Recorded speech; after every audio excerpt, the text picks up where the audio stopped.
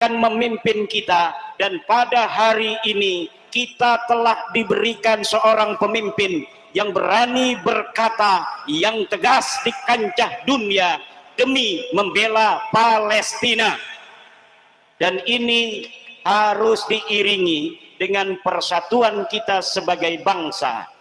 Kita mempunyai pemimpin yang luar biasa itu mempunyai konsekuensi, karena setiap ketegasan, setiap keberanian, setiap keputusan mengandung resiko dan konsekuensi. TV Al-Waha, Heart Inspiration. Alhamdulillahil Malikil Hakim, Al-Jawadil Karimil Azizir Rahim.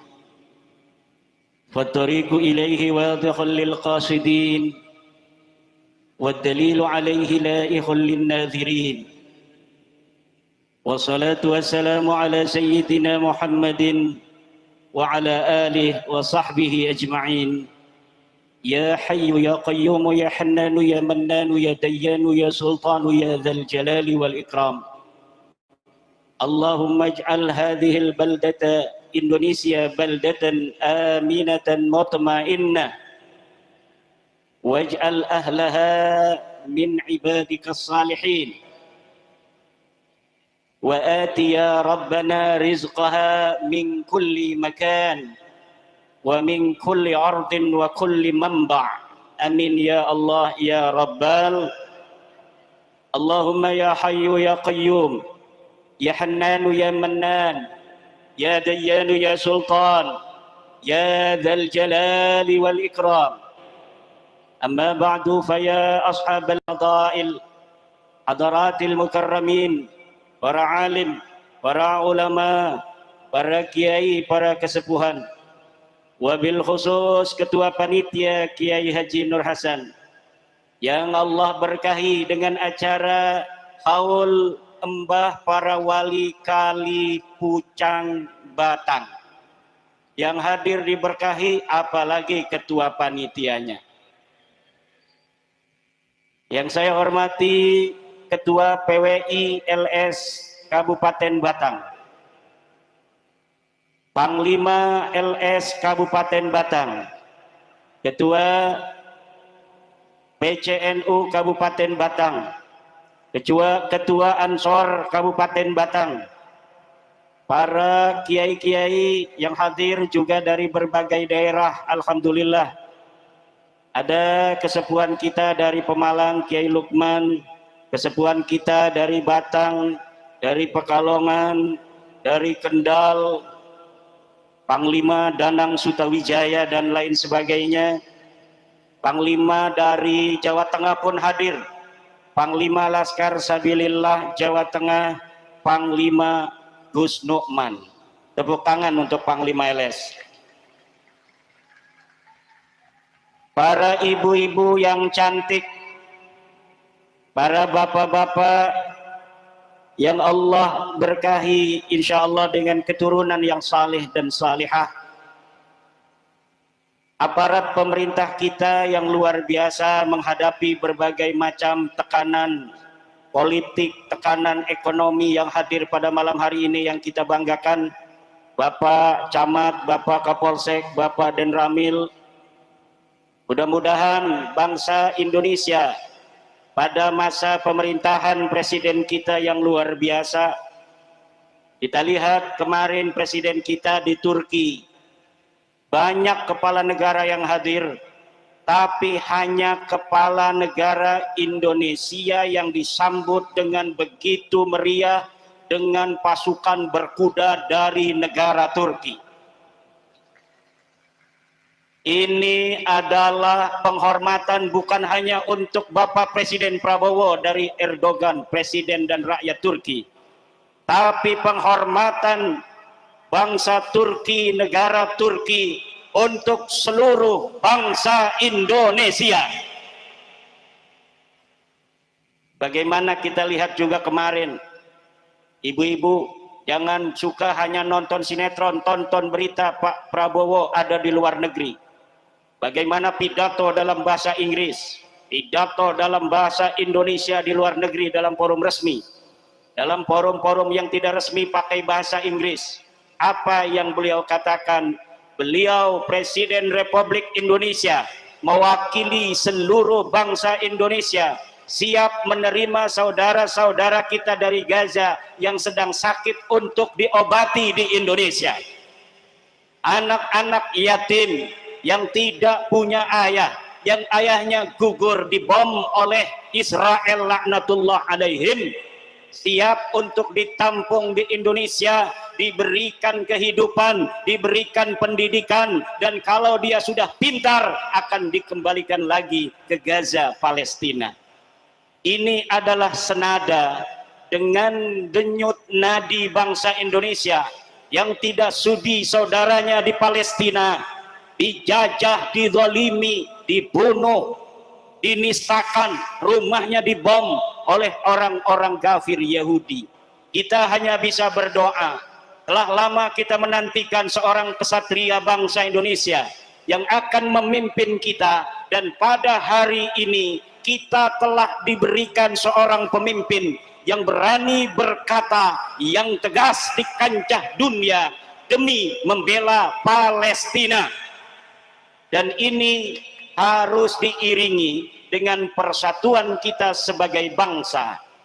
Kita mempunyai pemimpin yang luar biasa itu, mempunyai konsekuensi, karena setiap ketegasan, setiap keberanian, setiap keputusan mengandung resiko dan konsekuensi. Maka persatuan Indonesia adalah sebuah jawaban bagi bagaimana Indonesia tahun 2045, 100 tahun dari kemerdekaannya, nanti akan benar-benar menjadi sebuah negara kebanggaan bagi dunia internasional. Ibu lihat itu di televisi, jangan nontonnya sinetron Al-Walid dari Malaysia, nonton di YouTube pada nonton Walid, seorang yang ngejual agama kemudian ngembat anak-anak cewek itu. Tapi tonton itu berita-berita yang membanggakan.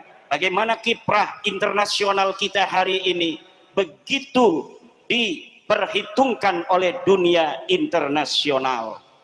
Oleh karena itu, masyarakat Pulau Pinang, Kali Pucang, pada malam hari ini harus juga mempersiapkan para generasi-generasi muda yang akan menjadi pemimpin-pemimpin bangsa yang membanggakan di masa depan.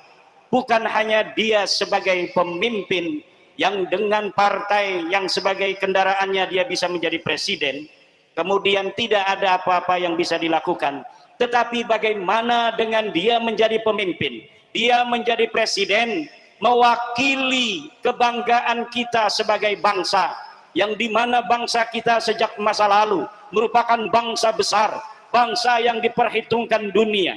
Para pelayar-pelayar dari Jawa baca buku Summa Oriental karya Tommy Pires tahun 1500, dari sekarang ini 500 tahun yang silam. Seorang Portugis bernama Tommy Pires dalam bukunya Summa Oriental mengatakan bahwa pelaut-pelaut Indonesia tahun 1500 sudah berdagang ke Madagaskar, sudah berdagang ke China, sudah berdagang ke Afrika, sudah berdagang ke Amerika, sudah berdagang ke berbagai macam belahan dunia. Dan orang-orang Jawa, ditulis di dalam buku Summa Oriental itu, mempunyai kebanggaan sebagai orang Jawa. Kalau ada orang asing datang ke Jawa, kemudian dia jalan lebih tinggi daripada orang Jawa, langsung diamuk dan langsung ada yang dibunuh. Ini kebanggaan masyarakat Jawa pada masa lalu. Hei orang-orang Batang, apakah Anda tahu bahwa Batang ini tahun 600 Masehi sudah menjadi pusat peradaban Nusantara dengan kerajaan Kalingga? Di mana kerajaan Kalingga dengan Ratu Sima pusatnya? Di Kabupaten Batang. Orang Batang tidak tahu, tetapi bukti sejamannya ada. Apa bukti sejaman?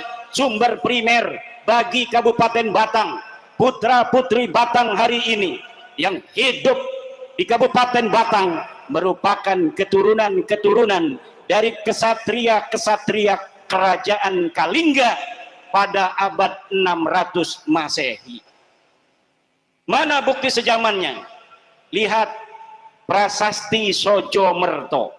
Apa namanya? Prasasti Sojomerto merupakan bukti sezaman. Batunya sudah diteliti dari peneliti Universitas Indonesia Bapak Bukhari, bahwa batu yang ada di Batang yang menunjukkan nama-nama daripada kerajaan Keling dan raja-rajanya merupakan batu yang ada sekitar 4 Masehi, abad 4 Masehi sampai abad 6 Masehi. Kita hitung saja kalau dia abad 6 Masehi. Kalau abad 6 Masehi, di Batang ini sudah menjadi kerajaan besar di Nusantara. Sekarang 2025 berarti sudah 1400 tahun yang silam bersamaan di Saudi Arabia. Nabi Muhammad diutus oleh Allah Subhanahu wa taala sebagai nabi. Di Batang sudah ada kerajaan besar Bapak dan Dim, Bapak dan Ramil. Ya Lukman jangan gegabah. Itu di Pemalang masih kalah. Di sini sudah abad 6 sudah ada kerajaan besar. Pemalang harus ditemukan juga batunya batu apa itu. Di sini ada batu Sojomerto yang kadang-kadang orang Kalipucang sendiri belum tahu. Tapi orang Banten sudah tahu. Kenapa? Karena orang Banten suka dengan sejarah. Allah. Makanya jangan gegabah, dalam Al-Quran sudah dikatakan. Anna ashabal kahfi warraqimi kanu min ayatina ajaba. Bahwa ashabul kahfi dan ashabul raqim. Ma huwa raqim? Raqim bimakna marqum ay maktub. Apa itu? Hajarun marqumun, batu yang ditulis. Apa artinya batu yang ditulis? Dia adalah prasasti. Prasasti merupakan sebuah min ayatina ajaba. Sebagian dari tanda-tanda kebesaranku. Bagaimana tidak? Mungkin saja di Kalingga itu sudah ada kertas. Mungkin saja sudah ada kitab, mungkin saja sudah ada buku, tetapi buku bisa hancur lebur. Tetapi kalau kita nulis di atas batu, dia akan lestari. Bisa 1000 tahun, bisa 2000 tahun, bisa 3000 tahun, bisa 4000 tahun. Maka aku pernah memberikan usul kepada Departemen atau Kementerian Kebudayaan, Kementerian Arsip yang mengurusi arsip, bahwa arsip jangan hanya dengan tulisan, tetapi arsip harus dengan batu. Negara banyak duitnya, beli 1 hektar tanah untuk arsip nasional berupa batu. Beli batu-batu di kali-kali itu yang bagus, yang kualitasnya dirasa akan kuat 5.000, 6.000 tahun yang silam. Tulis sejarah Indonesia yang sekarang ini terjadi. Dari mulai 1945, presiden pertama adalah Insinyur Soekarno, wakil presidennya adalah Muhammad Hatta, panglima besarnya adalah Jenderal Sudirman. Kemudian diganti oleh Presiden Soeharto, diganti oleh Presiden B.J. Habibie, diganti oleh Presiden Gus Dur radhiyallahu anhu, diganti oleh Presiden Megawati, diganti oleh Presiden Susilo Bambang Yudhoyono, diganti oleh Presiden Joko Widodo, kemudian pada 2024 diganti oleh Presiden Prabowo Subianto. Ditulis di dalam prasasti. Kemudian ketika ada lagi pergantian kepemimpinan, ditulis terus wahakada ila yaumil qiyamah. Nanti di suatu masa 2000 tahun yang silam, ketika peradaban telah berganti, mungkin saja batu-batu itu kemudian tertimbun oleh Gunung Merapi, tetapi suatu masa, suatu saat akan ditemukan dan akan kelihatan bagaimana sejarah masa lalu Indonesia tahun 2025 Masehi. Ini harus jadi pelajaran.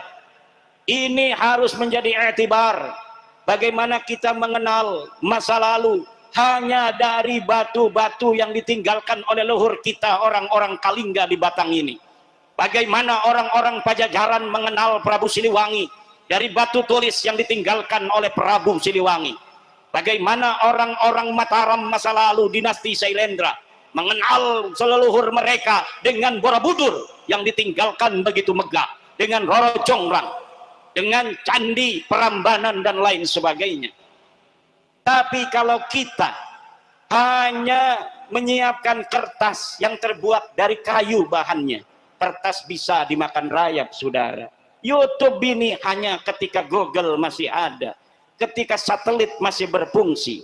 Bagaimana nanti kalau suatu saat, suatu masa terjadi perang nuklir antar galaksi, kita perang dengan alien, dihajar itu semua satelit-satelit kita, hancur lebur, kemudian Google, internet tidak ada lagi. Apa yang ada di YouTube, pidato-pidato saya kemudian hilang. Betul apa tidak? Tulisan dimakan rayap, hilang. Apalagi kalau jadi bungkus gegodoh, jadi bungkus bala-bala bakwan, akhirnya itu dibakar sebagai sampah. Tetapi kalau kita tulis batu, maka PWILS Kabupaten Batang, Jawa Tengah bikin prasasti, Panglima Nukman bikin prasasti tahun 2025, aku menjadi Panglima Laskar Sabilillah Jawa Tengah, asalku dari Kendal. Nanti kalau anak cucunya membaca itu, daripada batu-batu itu akan timbul kebanggaan. Karena ibu-ibu, bagaimana cara kita mampu menundukkan sebuah bangsa sehingga bangsa itu akan menjadi seperti bebek, seperti kambing yang dapat kita kendalikan, yang dapat kita jajah, yang dapat kita jadikan budak. Caranya adalah dengan menghancur leburkan sejarah masa lalu bangsa itu, sehingga mereka akan terputus dengan leluhurnya, sehingga mereka akan terputus dengan masa lalunya, dengan sejarahnya yang begitu besar, dengan sejarahnya yang begitu mengagumkan. Karena apa? Jiwa manusia, otak manusia memiliki memori. Dia sejak lahir akan mengenang apa yang dikatakan oleh orang tuanya. Apabila orang tuanya mengatakan suatu sejarah yang sebenarnya ini adalah sejarah palsu, maka yang akan diingat oleh dirinya adalah sejarah palsu sampai dia wafat kembali kepada Allah Subhanahu wa Ta'ala. Tetapi ketika seorang ibu mengatakan kepada anaknya, engkau adalah bangsa Batang, engkau keturunan Kalingga, engkau keturunan Ratu Sima, tidak ada koruptor yang berani untuk korupsi di masa Ratu Sima, tidak ada maling yang berani maling. Sepeda diletakkan di depan rumah, tidak akan ada yang mencuri kalau di zaman Ratu Sima. Kenapa? Karena Ratu Sima yang berasal dari Batang ini, saudara, jangankan orang lain, anak sendiri dieksekusi ketika dia melanggar hukum. Kalau kita belajar tentang keadilan hukum, belajar kepada orang Batang, karena mereka adalah keturunan-keturunan Ratu Sima.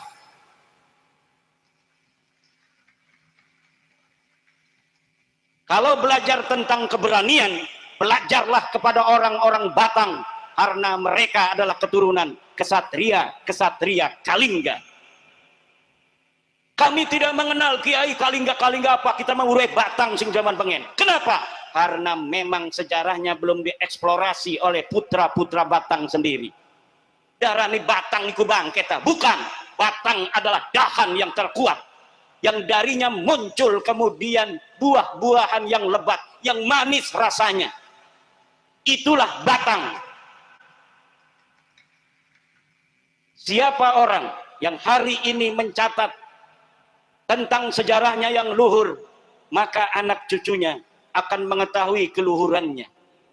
Siapa orang yang lalai mencatat sejarahnya, maka anak cucunya kemudian akan melupakannya. Untung Kiai Nur Hasan malam hari ini ngehol Mbah Kali Pucang. Kiai Nur Rahman. Ada Panglima Tegal segala ini, Masya Allah. Ini Gus Heri, rambutnya aja nggak bisa dipotong. Pakai tangan. Luar biasa.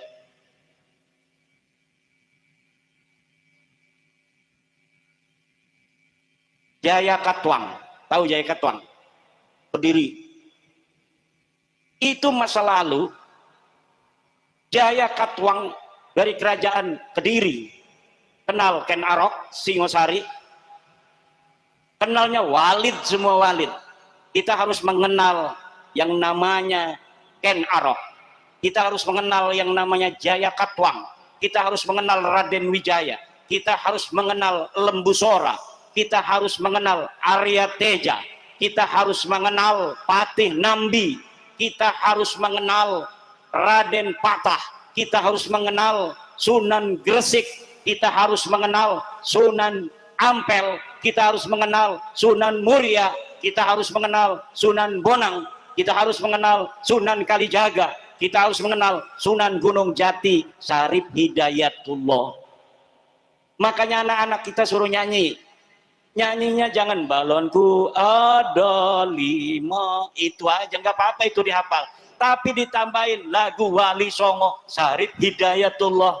Saya juga hafalnya Syarif Hidayatullah. Karena nadanya terakhirnya enak sekali. Syarif Hidayatullah. Gimana pertamanya? Sunan Gresik. Hafal semua, Bu? Ayo kita nyanyi bareng-bareng. Sunan Gresik. Terus yang anteng.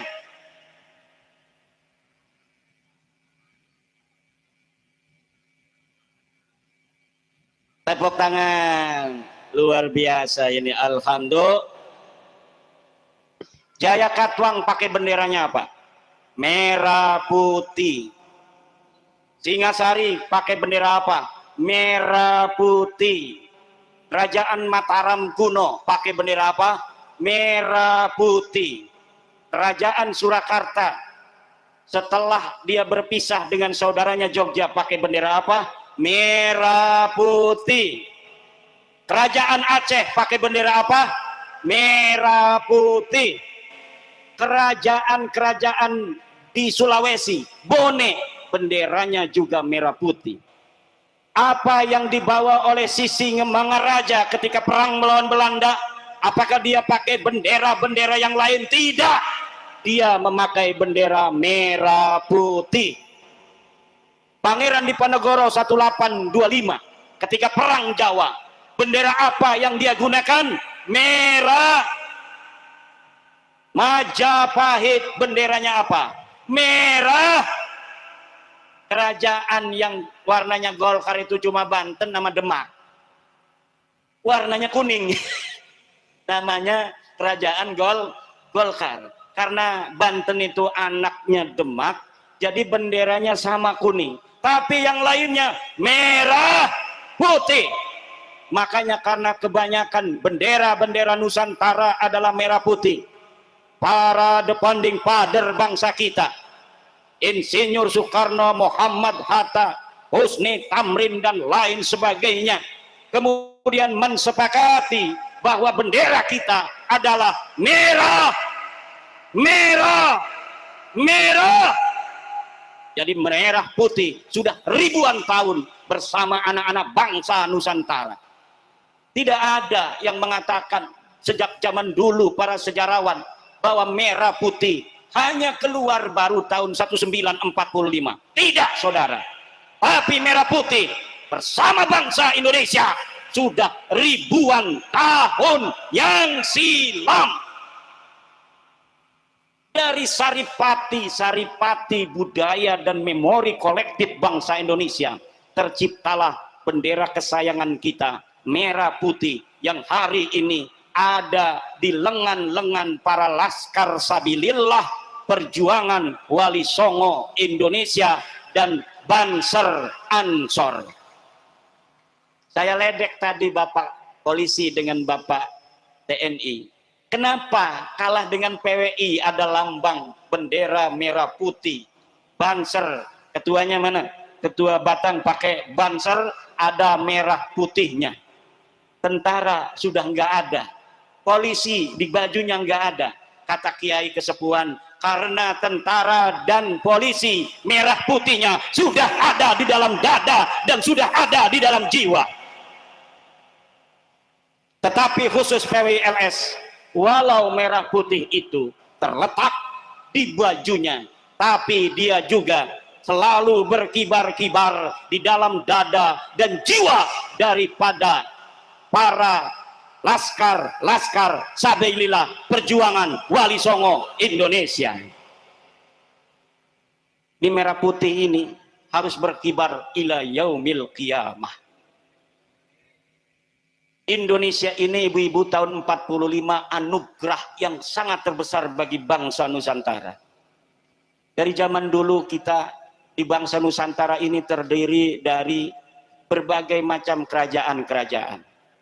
Tahun 1 Masehi kerajaannya cuma ada di Banten, namanya Salaka Negara.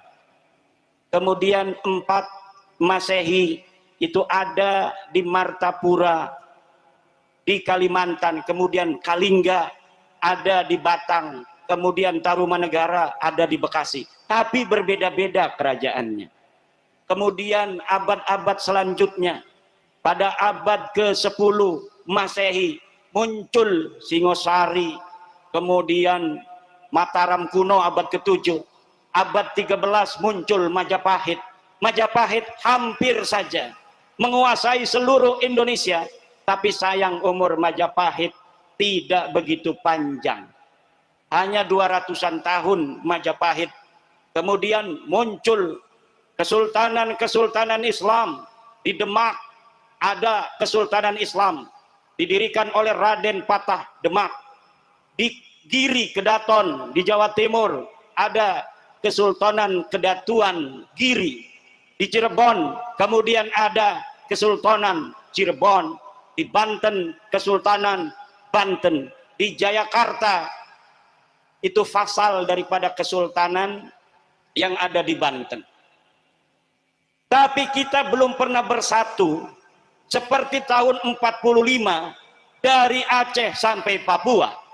Tetapi tahun 1945 alhamdulillah kita bersatu dari Sabang sampai Merauke di bawah satu bendera merah putih dengan satu dasar Pancasila. Ini harus dijaga. Ini harus jangan sampai dipecah belah. Tidak boleh lagi orang-orang yang ingin kemudian merubah negara kita dari negara kesatuan Republik Indonesia kemudian dipecah-pecah kembali seperti masa lalu. Kenapa? Karena kalau sudah dipecah-pecah lagi maka akan mudah dikuasai bangsa lainnya. Hari ini kita bangsa besar, kita bangsa yang keempat di dunia terbesar secara penduduk. Di China, di India, Rusia, Amerika, Indonesia. Kelima, ini negara yang sangat diperhitungkan dunia. Jadi setiap anak, setiap putra Indonesia itu masuk catatan. Walaupun kita ini hanya rakyat biasa, RT aja bukan. Tetapi masuk catatan untuk kebanggaan kita sebagai bangsa besar di dunia, bangsa Indonesia. Apa yang dikatakan Bapak Prabowo di forum dunia kemarin. Wahai orang-orang Turki, bangsa Turki, ada salam dari 280 juta penduduk Indonesia. Berarti kita ini yang satu ini ke bawah, disalamin oleh Bapak Prabowo kepada penduduk Turki. Ini kebanggaan. Coba kalau kerajaannya kita sekarang kerajaan Batang, mau merdeka dari Indonesia, penduduk Batang paling 1 juta atau 2 juta, betul? Itu tidak membanggakan. Ada salam dari 1 juta penduduk negara Batang. Tapi marilah kita jaga Indonesia ini selama-lamanya. Nama Indonesia ini adalah nama yang barokah. Indonesia. Indonesia adalah berarti Nusantara. Negara yang terdiri dari 17.000 pulau. yang terdiri dari berbagai macam suku bangsa. Ada Jawa, ada Sunda, dan ada yang lainnya. 280 juta terdiri dari 700 suku, bahkan menurut BPS 1.400 suku bangsa. Bahasanya beda-beda. Di Batang boleh bahasa Jawa, tapi bahasa Jawa Batang berbeda dengan bahasa Jawa Tegal, betul? Orang Tegal bahasa Jawa, tapi bahasa Jawa Tegal pasti ada bedanya dengan bahasa orang Pemalang. Orang Pemalang bahasa Jawa beda dengan orang Cirebon. Katanya Banten nama Cirebon itu saudara. Tapi Kiai Abbas, ketua umum kita PWLS, ngebel saya bahasa Jawa Cirebon. Kalau bahasa kasarnya panglimanya itu Ali Hipni, kalau ngomong bahasa Jawa biasa saya ngerti. Tapi kalau sudah bahasa Jawa halus Cirebon, saya nggak ngerti. Saya cuma jawabnya nje. Padahal nggak ngerti saya. Katanya saudara tapi ngomong nggak ngerti saya. Katanya yang tua itu Banten karena anak pertama. Kata Kiai Abbas, Banten itu adiknya yang muda karena bapaknya orang Cirebon. Pengen keleh, bayar belum keleh. Kiai Abbas. Yang paling tua itu dilihat dari anaknya, Pak. Betul? Nih, kalau bapaknya mati, lebaran, adik-adik itu kemana? Ke kakak laki-laki tertua silaturahminya. Betul apa tidak? Makanya pasti Pangeran Pasarean yang ada di Cirebon itu, kalau lebaran dia datang ke Banten, bukan Sultan Hasanuddin datang ke Cirebon. Dia nunggu dulu di Banten, setelah Pangeran Pasarean itu silaturahmi salaman, baru Sultan Hasanuddin ke Cirebon. Untuk apa? Untuk ziarah. Begitu tata keramanya. Walaupun sekalian aja ketemu di sana, ketemu di tempat penjaraan, itu namanya tidak berakhlak, bos. Ke rumah dulu yang tua, baru yang tua ziarah ke bapaknya, walaupun rumah yang muda itu dekat dengan makam ayahnya. Itu sopan santun bangsa Nusantara sejak dulu. Bu, baca juga di dalam buku Mendes Pinto, orang Portugis juga, lebih muda dia, lebih tua, 1580-an dia ke Nusantara. Kalau tadi Tommy Pires 1513 sudah ke Indonesia, dia sudah ke Nusantara, dia mencatat Pajajaran, dia mencatat Majapahit, dia mencatat Demak, dia mencatat Tuban dan lain sebagainya. Apa yang disebutkan melalui buku itu? Sopan santun orang Jawa. Katanya orang Jawa, kalau ketemu dengan raja, dia hanya melihat kaki sampai pusarnya. Kalau ngomong, dia tidak pernah mendekat, ukuran 4 langkah. Jadi itu raja 4 langkah, dia ngomong di situ. Dan kebanyakan yang berbicara langsung itu jarang. Adanya dia ngomong kepada wakilnya raja. Itu akhlak. Kalau berbicara dengan orang yang sebaya, orang yang sederajat bukan raja, maka dia menyilangkan tangannya ke dada kiri. Nggih. Itunya yang belah sana ngomong, nggih, yang belah sininya juga megang dada, nggih. Itu dicatat oleh orang Portugis tahun 1513. Dan orang Jawa katanya, kalau dipegang kepalanya, maka dia langsung ngajak duel pada orang yang megang kepalanya. Tahu raja terhebat di Demak? Siapa? Sultan Trenggono. Siapa Sultan terhebat di Demak? Sultan Trenggono, putra daripada Raden Patah. Bagaimana dia wafat? Dia dapat mengalahkan kerajaan-kerajaan kafir. Dia dapat mengalahkan penjajah. Tapi dia punya kesalahan kecil, yaitu megang kepala budak. Budak kepalanya dipegang, budaknya langsung marah, langsung menusuk Sultan Demak yang namanya adalah Sultan Trenggono.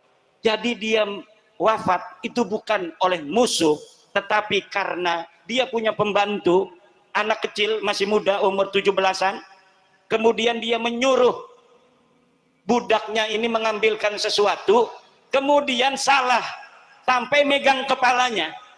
Sultan megang kepala si budak ini, maka budak ini langsung ngambil belati dan menusuk Sultan Trenggono. Dari mana kisah itu? Apakah khurafat? Tidak. Ini dicatat oleh sejarah-sejarah yang manuskripnya kita bisa baca di hari ini. Gak ada sejarah-sejarah Jawa khurafat-khurafat, nulis sejarah-sejarah palsu. Kenapa?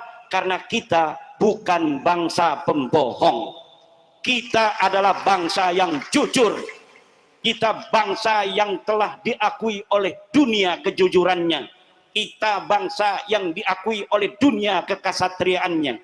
Bahkan di dalam Summa Oriental karya Portugis, orang Jawa selain dia merasa tinggi derajatnya di atas seluruh bangsa-bangsa dunia, orang Jawa juga punya kekhasan yang namanya tradisi amuk. Tradisi apa? Amuk. Apa itu tradisi amuk? Tradisi yang apabila harkat dan martabat bangsa direndahkan, maka orang-orang Jawa akan sanggup untuk mengorbankan jiwa dan nyawanya, raganya, demi mempertahankan harkat dan martabat bangsa. Ini yang dicatat oleh orang-orang luar negeri, Pak. Makanya jangan percaya dengan omongan orang-orang yang mengatakan bahwa orang Jawa itu keturunan budak. Orang Jawa keturunan rendah. Orang Jawa kita bohongin aja, nurut aja. Tidak, Pak. Pasti suatu hari, suatu masa kebohonganmu akan dibongkar oleh orang Jawa. Di suatu hari, di suatu masa, kalau engkau merasa lebih tinggi dari orang-orang Jawa, maka orang Jawa itu tidak akan membiarkan dirinya dihina, tetapi dia akan tunjukkan bagaimana kebesaran sejarahnya di masa lalu dan keangkuhannya di atas bangsa-bangsa lain di dunia ini. Karena memang orang-orang dari Eropa mencatat bahwa orang Jawa itu merasa sebagai orang paling mulia di dunia di masa lalu. Kenapa? Karena kekayaan kita melimpah. Kekayaan kita melimpah. Dicatat oleh Tommy Pires bahwa anjing-anjing pemburu dari raja-raja dan para kesatria, kalungnya kalung emas. Panglima kalung orde kalung emas, orde tas emas. Haram ngapune kiai. Dudu haram orde duit. Tapi kita, leluhur kita, anjingnya saja untuk memburu di hutan, ini kalbun mu'allam, apa namanya? Kalbun mu'allam, itu dalam Fathul Qarib, anjing yang diajarkan untuk berburu. Anjing berburunya itu keturunan apa leluhur-leluhur kita itu, kalungnya saja emas. Dia punya tombak, tombaknya ada lapisan, peranti nyekelkan. Apa lapisannya? Emas. Prajurit-prajurit Jawa itu lapisan-lapisan pemegang tombaknya adalah emas. Kenapa itu? Karena dikatakan di dalam Summa Oriental, beras-beras melimpah ruah di pelabuhan sampai diekspor ke luar negeri karena orang-orang Jawa kelebihan beras setiap tahunnya. Jadi sekarang kita ini sudah lama ini swasembada tidak pernah mencapai. Bapak Prabowo ingin dalam masa jabatannya kita kembali swasembada pangan. Artinya apa, Ibu, swasembada pangan? Beras yang kita tanam di Indonesia dari mulai Sabang sampai Merauke cukup untuk makan seluruh bangsa Indonesia, dan kita masih punya simpanan di lumbung. Itu namanya kita mempunyai ketahanan pangan. Sekarang ini belum. Kenapa belum? Karena kita tidak memperhatikan pangan selama ini. Kita terbuai oleh beras-beras murah dari luar negeri. Akhirnya sawah-sawah yang ada dibikin pabrik. Sawah-sawah yang ada dibikin perumahan. Oleh korporasi-korporasi, sawah di mana-mana makin menciut. Kemudian kita kurang beras. Menteri Perdagangan beli berasnya dari luar negeri. Pak Prabowo ingin pada masa jabatannya ini Indonesia kembali seperti masa leluhurnya zaman dahulu kala, bahwa kita tidak pernah lagi beli beras dari luar negeri karena sawah-sawah dari petani kita sudah cukup untuk memberi makan seluruh bangsa Indonesia. Makanya sekarang dibangun sawah-sawah di Irian Jaya di Papua, jutaan hektar oleh Bapak Jokowi dan Bapak Prabowo diteruskan. Di Kalimantan, hutan-hutan sekarang ini, Bu, banyak yang dibabat. Enggak apa-apa, babat aja hutan itu Pak, bikin sawah yang banyak. Jangan ngedengerin itu ahli-ahli lingkungan dari luar negeri. Orang-orang Indonesia tidak boleh lagi untuk negor wiwitan-wiwitan, untuk menebang pohon-pohon.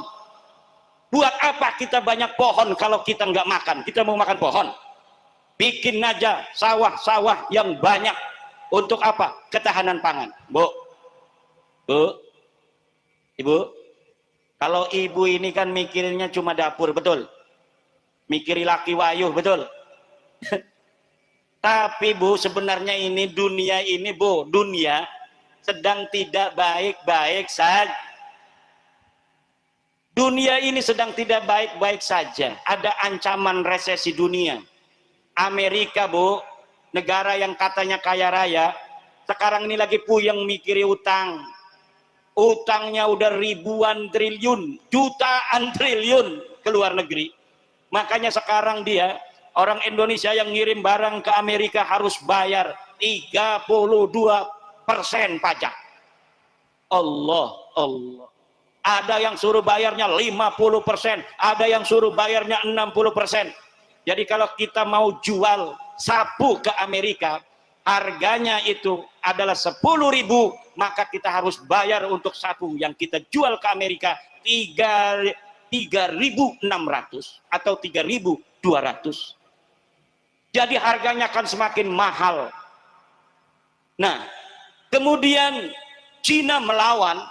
Nah, kalau Cina dan Amerika ini sudah berhadap-hadapan, kemungkinan besar terjadi perang dunia ketiga, Bu. Kalau terjadi perang dunia ketiga antara Amerika dan China, kita ini dekat Bu dengan Cina, ada laut Cina Selatan yang membatasi. Di situ nanti perangnya. Orang-orang Sumatera, Kalimantan, Sulawesi kena imbasnya. Amerika sudah memiliki pangkalan militer di Filipina. Inggris sudah memiliki pangkalan militer di Malaysia. Inggris juga punya pangkalan militer di Singapura. Inggris juga punya pangkalan militer di Selandia Baru. Inggris juga punya pangkalan militer di Australia. Kita dikepung, Bu. Kita ini dikepung. Sementara orang Amerika itu aslinya orang Inggris semua. Pasti kalau Amerika ini perang dengan China, maka Inggris akan membantu Amerika. Understand? Yang akan terjadi apa? Kita bingung. Kita dekat dengan Cina, haplogrupnya juga sama. Haplogrup orang Batang dengan orang China, orang Jepang itu sama semua. Karena kita dan orang Cina itu saudara. Leluhurnya sama masa lalunya. Dari Nabi Nuh. Nabi Nuh punya anak, Sam punya anak. Apa namanya itu? Siapa itu? Kita ini dari satu anaknya Nabi Nuh yang melahirkan bangsa China, bangsa Jepang, bangsa Korea, bangsa Indo. Saya waktu di Mesir itu di pasar jalan-jalan. Amoh kata anak-anak. Amoh itu paman. Apa? Anta minasin? La. Minal Yaban? La. Minaina anta? Ana Indonesia. Jadi kelihatannya kita ini kalau sama orang Arab kelihatannya sama dengan orang China, sama dengan orang Jepang. Pas sekarang zaman-zaman DNA ternyata betul leluhur kita satu DNA dengan orang Jepang dan satu DNA dengan orang Cina.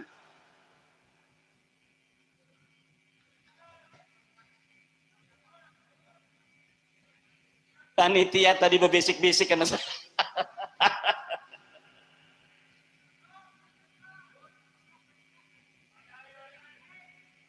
Ngopi dulu. Bismillahirrahmanirrahim.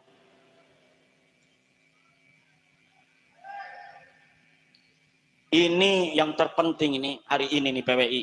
PWI ini sudah tepat. PWI ini adalah yujahiduna fi sabilillah wala yakhafuna laumata laim. Berjihad fi sabilillah, namanya juga Laskar Sabilillah.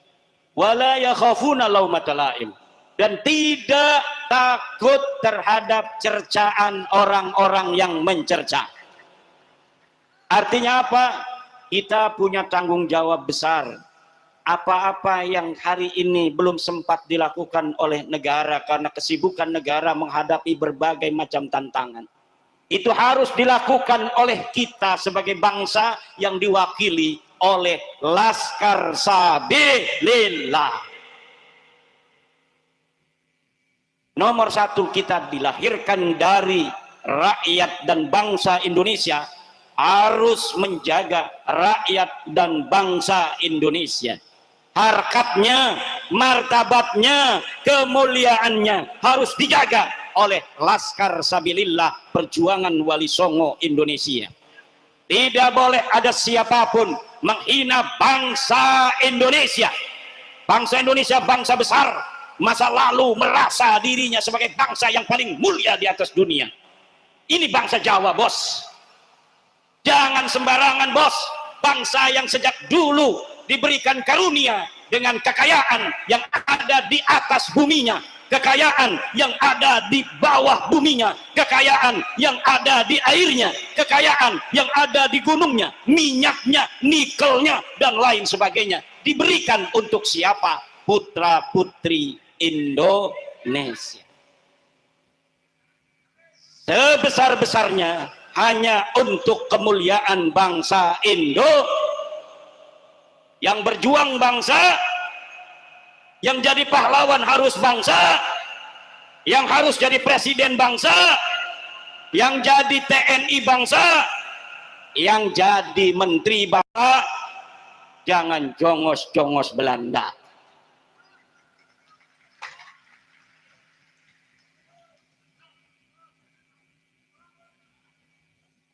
Ini, Bu, lahirkan untuk kami hari ini generasi-generasi yang akan datang, yang akan sanggup menjaga kemuliaan kita yang nanti akan menjadi tua-tua renta.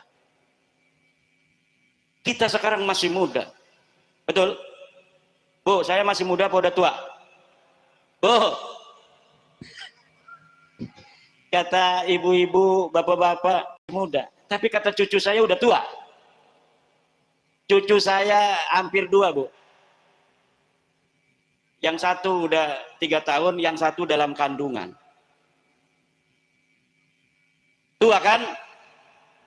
Hanya beberapa tahun lagi kita produktif. Setelah itu kita melihat anak cucu kita yang sanggup menyuarakan dengan lantang kemuliaan dan kebanggaan dia sebagai bangsa Indonesia.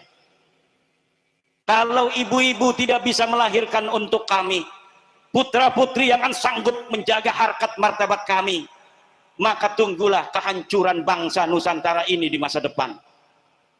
Jika anak-anak kita dididik menjadi jongos-jongos dan budak-budak bangsa lain, maka jangan lagi harapkan nanti di suatu masa yang akan menjadi presiden adalah orang-orang Batang dan orang-orang Pemalang.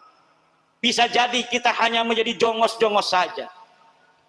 Suatu saat nanti, kalau kita didik anak-anak kita menjadi budak-budak, menjadi jongos-jongos, maka setiap toko yang ada di pasar-pasar bukan lagi berwajah orang-orang Kalipucang. Maka yang akan mempunyai baju-baju TNI yang gagah perkasa bukan lagi putra-putri Pekalongan.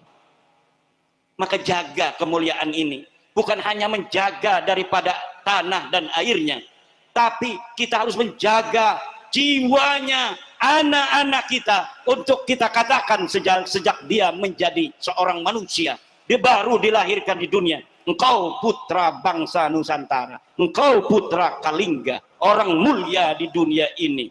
Allah berikan kekayaan dunia sepertiganya untuk Indonesia, maka kamu harus menjaga karunia daripada Allah ini sampai kapanpun juga. Jangan biarkan bangsamu dihina oleh bangsa yang lainnya, karena sudah jelas bahwa engkau adalah bangsa mulia yang lebih mulia dari bangsa lainnya. Harus begitu kita. Agar apa? Anak-anak kita jangan jadi jongos-jongos yang kayak di film Walid. Tahu film Walid? Yang mencium kaki bukan bangsa dirinya sendiri. Kalau kita mencium ibu kita sih, itu adillatin alal mu'minin, a'izzatin alal kafirin. Tapi kalau kita mencium bangsa lainnya, bangsa-bangsa penipu, kemudian naudzubillah orang mulia turunan Raja Kalingga orang Batang nyium-nyium kaki daripada kaki bangsa-bangsa penipu, orang-orang rendah turunan budak itu mereka, tapi kemudian dengan sejarah palsu menganggap dirinya lebih mulia dari putra-putri para raja yang ada di Nusantara yang kaya raya. Zaman sekarang kita mondok, amplop ke kiai, amplopnya tipis. Dulu orang Banten mondok di Mekah Al-Mukarramah, kalau ngamplop sekali ngamplop sama gurunya kaya raya seumur hidup. Karena apa? Karena ngamplopnya permata dan berlian. Apakah ada itu bukti sejamannya kiai? Ada. Itu dicatat dalam sejarah dan dikonfirmasi oleh orang-orang dari Arab Saudi. Dulu di Banten ada seorang putra raja Sultan Abul Mafahir, namanya Pangeran Pekik, mondok di Arab Saudi tahun 1634. Dibentuk timnya namanya Lebe Panji, mondok di Ibnu Allan, pengarang kitab Dalilul Falihin, sarah dari Riyadhus Salihin, Ibnu Allan. Kata saya, ini dalam sejarah Banten ditulis Pangeran Pekik mondok pada Ibnu Allan. Saya tidak percaya begitu saja. Saya konfirmasi Ibnu Allan lahir tahun berapa, wafat tahun berapa, betul nggak dia bertemu. Setelah saya konfirmasi, betul Ibnu Allan itu pada tahun 1634 itu sudah hidup di atas dunia dan dia ada di kota Mekah Al-Mukarramah. Lalu dalam sejarah Banten ditulis bahwa Ibnu Allan mempunyai murid-murid anak raja-raja di Banten. Betulkah terkonfirmasi dalam data-data sejarah yang ada di Saudi Arabia? Saya cari dalam kitab Tarajim, ternyata dikatakan Ibnu Allan kemudian ghaniya fi akhiri umrihi min talamida min Jawa. Dia kaya raya di akhir hidupnya karena punya murid dari Jawa yang kaya raya.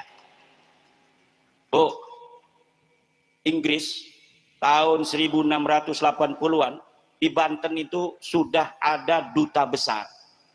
Duta besar Banten untuk Inggris. Itu 1682. Sebelumnya pada zaman Sultan Tirtayasa 1600-an, Sultan Tirtayasa itu udah keliling dunia. Ditulis dalam sejarah Banten, dia pergi ke Prancis, dia pergi ke Inggris, dia pergi ke negara-negara Eropa lainnya untuk membeli senjata untuk melawan Belanda. Bagaimana cara dia ngomong? Karena Sultan Tirtayasa hanya dua bahasa bisanya, bahasa Jawa, bahasa Arab. Bagaimana saya tahu bahwa Sultan Tirtayasa bisa bahasa Arab? Dari surat-suratnya. Dia sering surat menyuratnya hanya dengan dua bahasa, bahasa Arab dan bahasa Jawa. Kemudian dia datang ke Raja Perancis. Raja Perancis sudah ada di tembok itu contoh-contoh daripada senjata-senjata Perancis. Ditanya oleh Raja Perancis, pakai bahasa Perancis, pakai penterjemah. Wahai Tuan Raja Sultan Tirtayasa, jauh-jauh datang ke Perancis mau beli apa?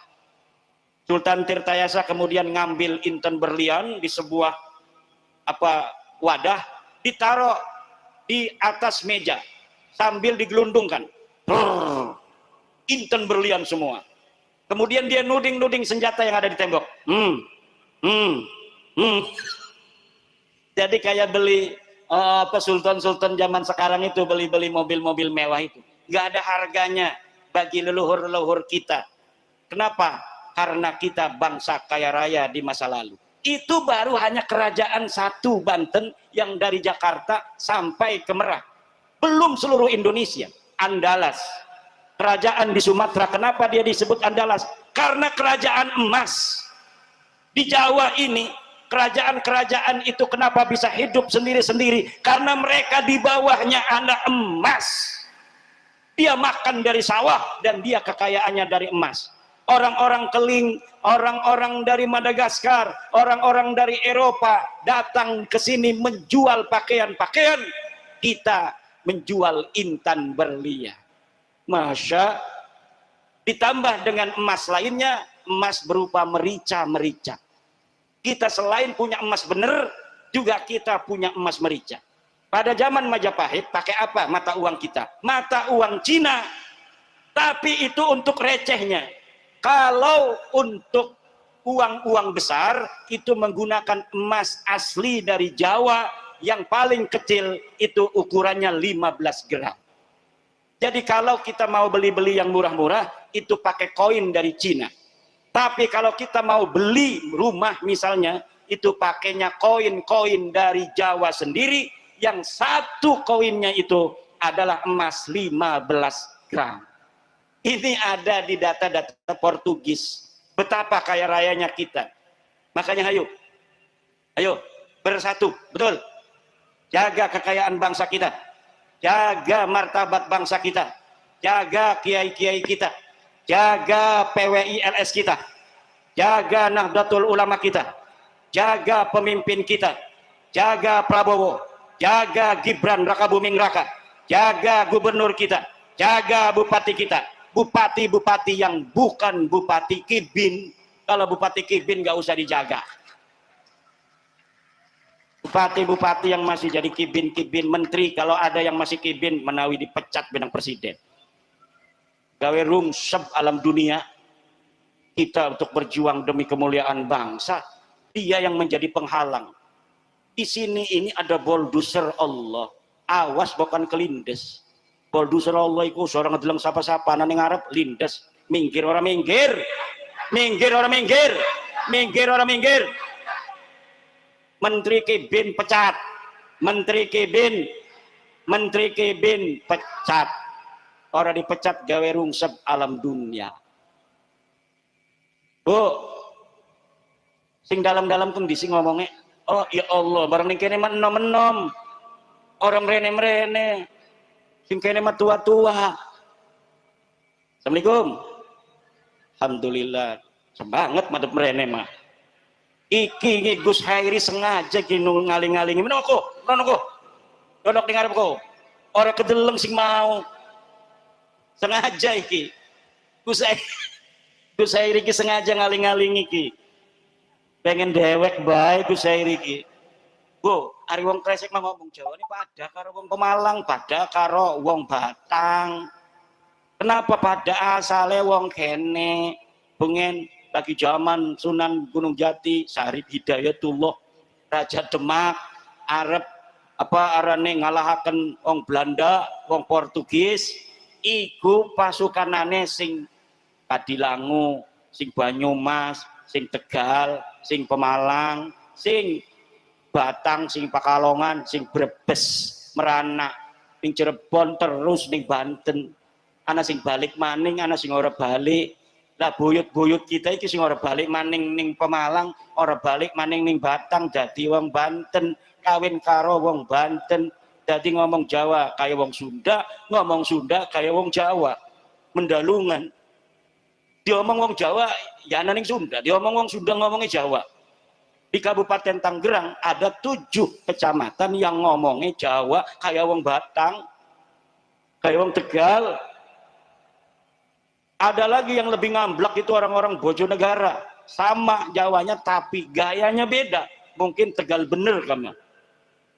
Wong Pontang dari mulai Pontang sampai ke Kesemen sampai ke Kesultanan Banten itu beda ngomongnya dari mulai Pontang sampai Tenara Kresek. Kalau orang Tenara Kresek apa? Lagi apa sira? Kalau orang Pontang sampai ke Kesultanan lagi apa sira? Lah remate tambahnya apa? Lah wong Tenara wong Kresek ngerungu wong Pontang ngomong lah remate tambahnya apa?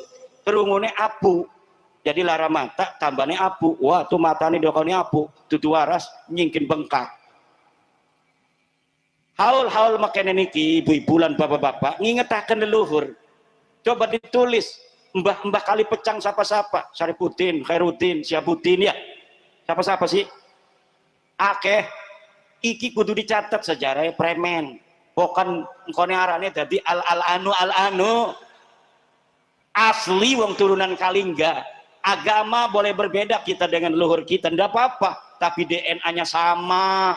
Karena kita wong Kalingga, turunan raja-raja Kalingga, ya DNA-ne pada karo leluhure, iku arane al-istishab al-maklub. Ora apa-apa, cuma wong ngaku turunan Nabi Ismail, DNA-ne dudu DNA Ismail.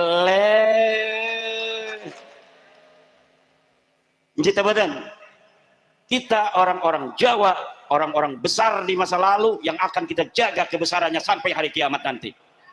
Siap? Kalau negara ini masih sibuk dengan yang lainnya, biarkan, berikan tugas ini pada PWILS. Siap PWILS? Jaga sejarah Indonesia, jaga sejarah Batang, jaga sejarah Pekalongan, jaga sejarah Pemalang, jangan sampai dibolokin kemana-mana. Jaga kuburan-kuburan leluhur kita, jangan sampai belok sejarahnya kemana-mana. Koalat kita ngone, koalat ning leluhur kita. Ayo kita ngadu keramat karo sapa iku wong tukang bohong. Kita bibarokati Sayyidi Syekh Abdul Qadir Al-Jailani, bibarokati Sunan Gunung Jati Syarif Hidayatullah, bibarokati Sunan Kalijaga radhiyallahu anhu, bibarokati Sunan Kiri, Sunan Ampel, Sunan Bonang, Sunan Muria. Orangnya jelas ada. Lah mereka bibarokati wong sing laka, wong fiktif, atau premen arep barokah wong laka je PTN. Barang kita mah waduh barok Syekh Abdul Qadir. Syekh Abdul Qadir kan arane wong mulia mah jigan la apakah bal ahya'u walakin la tashkur. Mereka itu hidup, orang-orang mulia mah doa waktu uripe, kemudian kita hadarati, kemudian energi ini manjing ning kita. Barang wong fiktif mah ilahati barokah wis bijahis wong elaka premen arep barokah. Makanya aja wedi-wedi PWILS, aja wedi-wedi secara energi kita dengan wali-wali bener deke wali-wali palsu. Lah wong sing wali bener kalau wali palsu siapa sing menang? Pasti wong sing silsilah lan tawasule kelawan wali-wali sing bener. Jaga wis aja kakek ngomong lah. Ini seneng gimana? Kita ini sedang menjaga Indonesia, Pak. Krunya Pak Prabowo dewek bae lah kerabine maning. Akeh sing dipikiri, akeh sing menghujat maning ora uruduk. Presiden wis gagah perkasai ke pidatone. Coba lihat pidato pertama, uang lamun arep ngedeleng, apa yang mau dia kerjakan, lihat pidato pertamanya. Pidato pertamanya sudah jelas, kita jaga Indonesia. Kita jadikan Indonesia sebagai bangsa besar yang diperhitungkan dunia. Sudah jelas, makanya sekarang pun konsisten. Aku lihat apa yang ada di televisi, konsisten omongannya. Kita bangga sebagai bangsa Indonesia mempunyai pemimpin yang diperhitungkan dunia, karena sebenarnya dunia bukan memperhitungkan pemimpin kita, tapi memperhitungkan dan menghormati kita sebagai bangsa dan rakyat Indonesia. Haul Mbah Kalipucang, kita minta keberkahan dari Allah agar para yang dihauli Allah tambah derajat di sisinya, dan keberkahannya turun untuk kita keturunannya. Batang ini ya Allah, tumbuhkan putra putri yang gagah perkasa, yang cerdas, yang saleh, yang siap menjadi orang-orang yang akan membanggakan para leluhurnya. Tidak jadi kibin, tidak jadi jongos, tidak jadi budak, tapi jadi raja di tanahnya sendiri. Amin ya rabbal. Wallahu huwal muwaffiqu ila aqwami thoriqin. Wassalamualaikum warahmatullahi wabarakatuh. Dihaturkan terima kasih kepada beliau Al-Mukarram Pak Kiai Haji Imaduddin Al